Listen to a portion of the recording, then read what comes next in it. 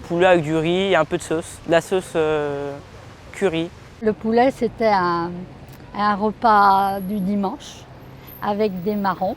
Du poulet fermier qui a couru en plein air, ça j'y tiens. Pour Noël, je sais qu'on fait souvent une dinde. Je pense que le poulet, c'est la simplicité, mais aussi le goût. Je dirais une à deux fois par semaine.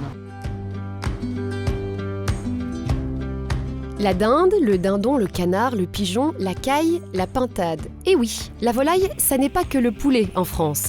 Mais une chose est sûre, l'Hexagone est le 3e pays consommateur de volaille en Europe. Et cocorico, 9 Français sur 10 préfèrent manger de la volaille française qu'étrangère.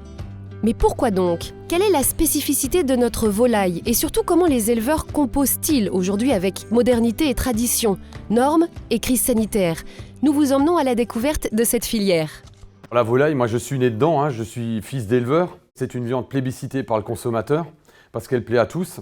Elle est accessible en prix et a beaucoup de bénéfices en termes de nutrition santé. Dans les principaux enjeux de la filière volaille française, le premier, c'est lutter contre les importations. Notre objectif, c'est de développer le Made in France, c'est-à-dire l'étiquetage sur nos volailles avec le logo volaille française dans tous les circuits de consommation, que ce soit en grande distribution ou chez le boucher, mais également en restauration commerciale et en restauration collective. Le deuxième enjeu important, c'est de répondre aux attentes sociétales en matière de bien-être animal et également le souci et le respect qu'on accorde à l'environnement. La France compte un total de 14 000 élevages de volailles. Ancrée au cœur des territoires, la filière emploie environ 100 000 professionnels, dont environ 34 000 dans les élevages eux-mêmes.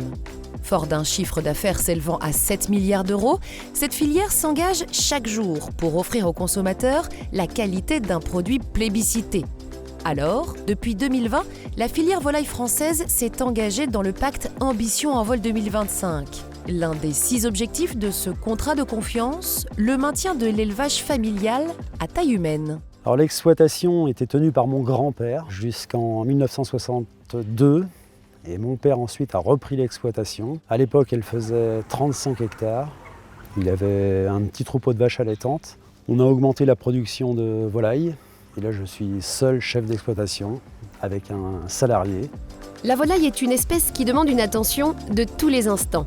Florian, lui, travaille seul dans son exploitation, mais pour le suivi de son élevage de poulets standard, il fait appel à un technicien. Son rôle, accompagner les éleveurs, particulièrement les plus jeunes qui débutent depuis le démarrage de l'élevage jusqu'à l'abattage. Le matin, quand je me lève, je viens tout d'abord voir mes animaux. Je repasse voir mes animaux le soir pour voir si tout fonctionne bien, les valeurs sont bien, qu'ils ont bien consommé eau et aliments. On a la gestion à distance aussi aujourd'hui avec des bâtiments qui sont assez performants à ce niveau-là. Je m'appuie aussi sur des techniciens qui viennent normalement une fois par semaine pour nous conseiller, voir si tout se passe bien au niveau du lot. La première chose essentielle quand on rentre dans le bâtiment pour observer les animaux, que ce soit poussins ou poulets plus tard dans leur vie, c'est la répartition. Il faut absolument qu'elle soit la meilleure possible.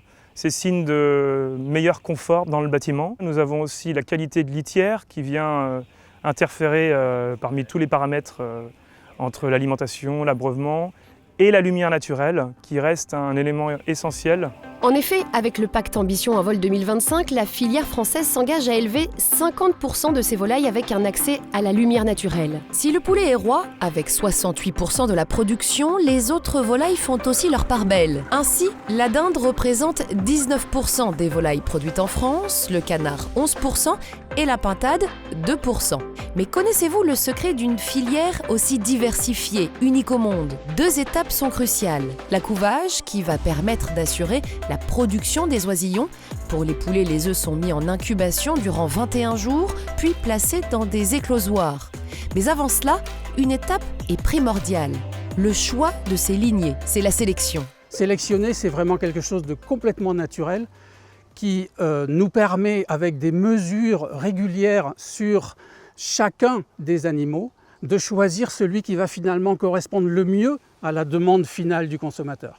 On peut évoquer la sélection de la pintade, sur lequel on est vraiment le dernier pays à avoir une sélection pintade. Mais ce n'est pas tout, puisque dans la filière poulet, on est les seuls au monde à avoir su développer des lignées à croissance lente, de par notre histoire, de par le label rouge qui s'est institué en 1965 et qui nous a permis finalement de mettre en route des sélections spécifiques pour ce type de souche et qui font que maintenant on intéresse un certain nombre de pays. On nous envoie tout le temps des nouvelles souches. Là, je démarre du Pékin.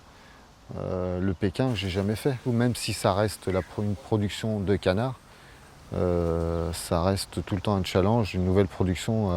On découvre, on est tout le temps apprenti, tout le temps. La diversité des modes d'élevage montre le réel savoir-faire français.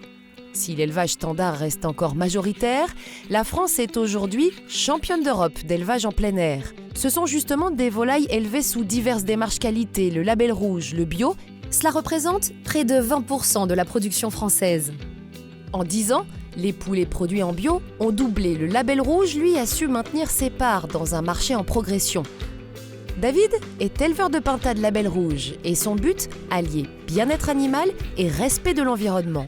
Élever de la volaille en label rouge, c'est des parcs arborés. On s'est rendu compte que nos animaux étaient beaucoup plus à l'aise dans les grands bosquets, dans les arbres. Dans tous les élevages français, 65% des coûts de production sont liés à l'alimentation. Et plus de 80% de cette alimentation est issue de la production de céréales françaises. Didier élève du poulet noir, blanc et jaune, de la pintade, de la canette, de la poularde et du chapon dans 4 bâtiments de 400 mètres carrés chacun. Son exploitation familiale a plus de 100 ans. En termes d'alimentation, c'est un mélange en label rouge qui doit avoir au moins 75% de céréales, donc qui est mélangé après avec une protéine, parce qu'il faut un aliment quand même équilibré pour arriver d'élever des animaux dans de bonnes conditions. C'est comme si nous on mangeait ou que de la viande ou que des légumes. Il y a un moment, ça ne va pas le faire. On y rajoute un petit peu de grit.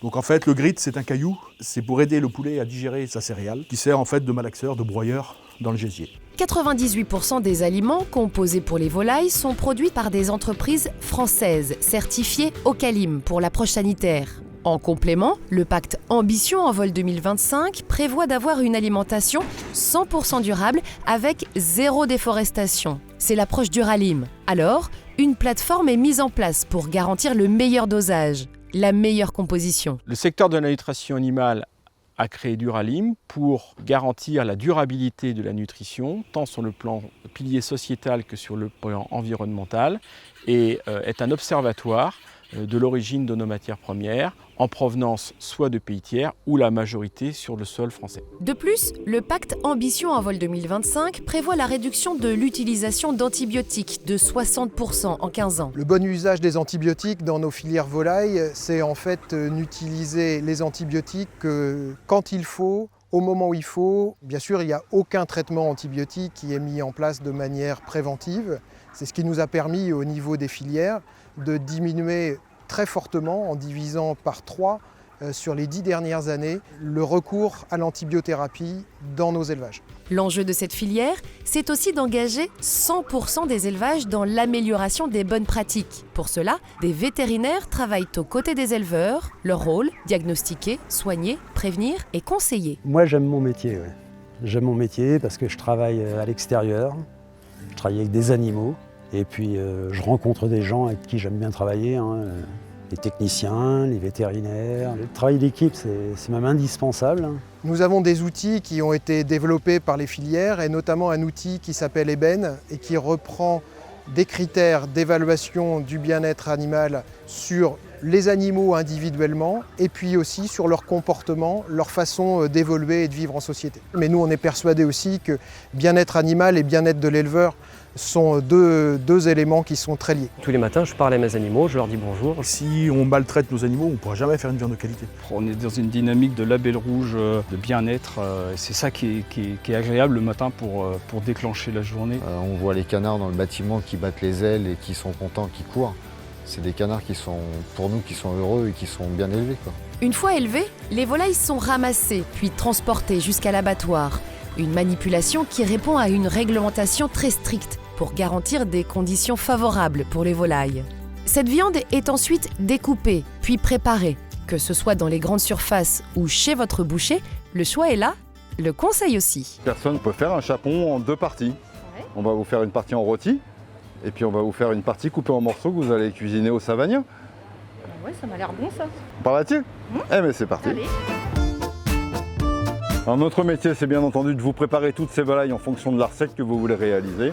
que ce soit juste vidé, bridé, désossé, voire coupé en morceaux pour les faire en sauce. Canette, canard, oie, pigeon. Vous avez tout, vous n'avez plus qu'à faire votre choix, Madame Georges. Merci Olivier. Je vous en prie. Moi j'aime bien être conseillée parce que de toute façon je ne sais jamais d'une fois sur l'autre le temps de cuisson et moi ça m'arrange. J'aime bien moi le traditionnel. C'est le rôle du boucher, je dirais, de conseiller parce qu'il y a certains clients qui ne savent pas, donc nous sommes là pour les orienter vers le produit, quel produit acheter, se faire plaisir avec des petites cailles comme ceci. Donc là, vous voyez, elles sont brutes, elles vont être préparées par votre boucher. Une offre d'exception. Dans les fast-foods, les cantines, les restaurants d'entreprise ou dans les grands restaurants de chefs étoilés, la volaille s'invite partout et pour tous les budgets. Un aliment incontournable, issu d'un savoir-faire français et qui ne manquera pas de s'inviter à votre table.